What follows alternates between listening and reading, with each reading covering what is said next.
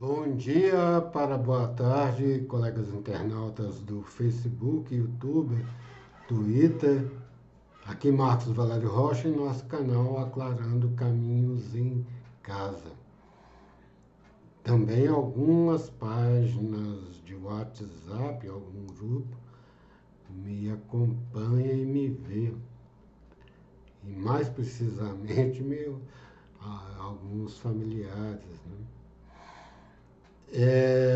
Nós vamos fazer algum esclarecimento da sessão passada, hoje um domingo, Dia dos Pais. Dia dos Pais. E sempre tem os nossos vídeos, e dentro da proposta do canal é para ser algo não muito programado, dentro da questão do método aferente. A partir do momento que a gente planeja alguma coisa, os nervos aferentes são os nervos que comunicam, isso nós sempre explicando, né? a, os, o que a pessoa sente ao seu derredor, né? Fisicamente. E os nervos é que sentem e comunicam ao cérebro. Então, e nós utilizamos esse termo aferente para dizer essa questão de espontaneidade. Não uma espontaneidade geral que muitas vezes fica caótica, né? A gente tem uma programação que nós já falamos, explicamos aqui, chama. Aí tem um outro que é o Wallace Essente, que é um neologismo a partir de várias línguas, nós já explicamos, né? Mas quer dizer mais ou menos que nós temos sempre análise dentro de uma perspectiva filosófica, científica e religiosa. É isso que o termo, que é o subtítulo do canal, né? Método aferente, Wallace Essente, CIE é de ciência, Essente é de filosofia, né? E Ruá é o espírito dentro do aramaico, né? Um espírito em aramaico, que é uma língua sublíngua do judaico, que é a principal, né? Então, esse neologismo, ele significa isso e sintetiza a preocupação do canal. Ontem nós estamos explanando e é o mote, um dos motes centrais que nós, vez por outra, vamos revisitar, né? O problema da religião e da ciência, né? E nós estamos tentando ver novos contornos, mas dentro de uma proposta mais dialética e de processo, né? Que não despreza o que já se foi feito. Então, a partir da fenomenologia do espírito de Hegel, lá do início do século XIX, 1806, e onde num capítulo ele vai falar do iluminismo e da superstição, e nós colocamos dentro dessa questão o iluminismo seria a ciência e a superstição a religião. E há uma questão dessa principal, né, em que nós temos uma opção pessoal católica, nós já declaramos isso, né? O catolicismo tem até setores empenhados em se discutir isso no Vaticano, né?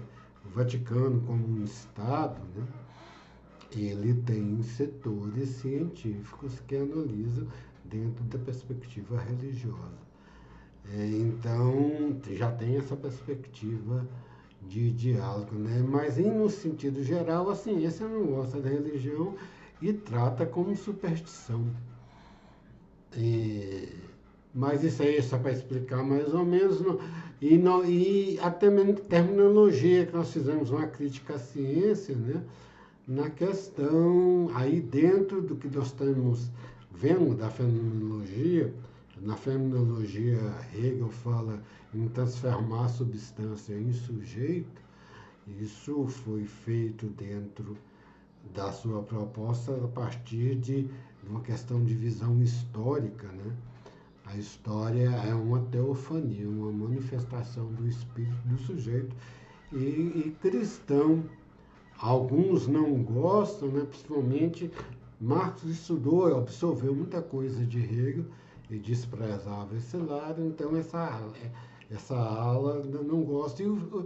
E Hegel tinha uma perspectiva científica que a outra obra sua, são 3 obras principais, chama-se Ciência da Lógica. E tem uma ciência da lógica na terceira grande obra dele, né, a tríade das obras de Hegel, para saber mais ou menos o seu pensamento, tem que se ler a Fenomenologia do Espírito, a ciência da lógica, chamada a grande lógica. Eu mesmo eu li só enxertos, que chegou aqui até, nós falamos, até a última vez que eu vi, que eu tive notícia, não houve uma tradução ainda integral, não consegui achar uma tradução integral da grande lógica, e depois a enciclopédia eu tenho. A enciclopédia são 3 volumes, é uma obra também muito monumental, né? A enciclopédia tanto que é dividida em 3 tomos.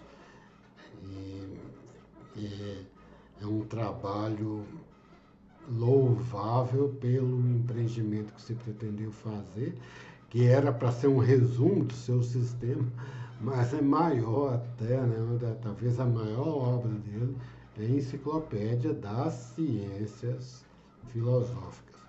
Então nós estamos discutindo isso e nós vemos dentro dessa perspectiva, inclusive de Hegel, que o problema da ciência é colocar o sujeito como substância.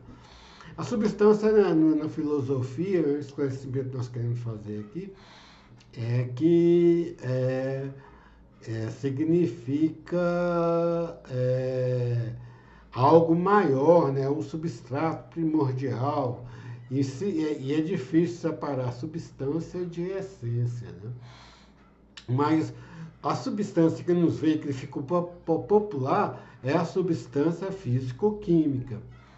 Então, isso que nós queremos falar. Então, a ciência tende a se reduzir o sujeito a um fenômeno de substância objetiva físico-química só. Esse, filosoficamente, é o principal problema epistemológico da ciência, né? Essa semana tem uma obra da Pasternak e Orsi, se não me engano, são dois médicos, eles fizeram Que Bobagem, uma crítica à psicanálise, à homeopatia, principalmente, e outras também, né? Terapias, vamos dizer assim, esotéricas. E ela está dentro desse problema da ciência de querer a psicanálise, a psicologia, aí se defendem como ciências, que elas têm os métodos, não é um método empírico do empirismo, tipo de uma análise físico-química. No geral é isso, né? Mas tem psicanalistas estão se manifestando sobre essa obra que chama Que Bobagem, aí fala psicanálise, homeopatia, e eu coloco também, parece que não é o título, é mais a psicanálise e a homeopatia, e alguns tratamentos médicos alternativos. Eles são médicos, né, na área mais da medicina. Então nós queremos falar isso. E nós levantamos um outro lado do problema, de tratar o sujeito como substância, né? A sua maior aberração foi no nazismo. Isso aí foi lógico. Tem o marxismo também, que trata o sujeito como substância. O marxismo também incorre nesse erro, mas ele trata para libertar, né? O nazismo tem O marxismo tem uma peculiaridade que ele trata assim para libertar disso. A proposta dele é libertar dele na utopia da sociedade comunista. E tem o capitalismo que faz o inverso, ele transforma a substância em sujeito, não na perspectiva da história que se vai progredindo e só no final, como está na fenomenologia, só no final que vai ter essa transformação. Essa visão do sujeito que se manifesta na história é uma visão progressiva. Agora, nas filosofias pragmáticas e capitalistas, já tem o final, e o sujeito é uma substância, é o dinheiro. Então, também já é uma inversão, né? Trata a substância, dinheiro, como sujeito. Esse é um esclarecimento que nós temos que fazer agora e depois vamos explanar agora alguns problemas no âmbito da religião. Quem não viu, que acompanhe, vê aqui. Outro esclarecimento, nós sempre falamos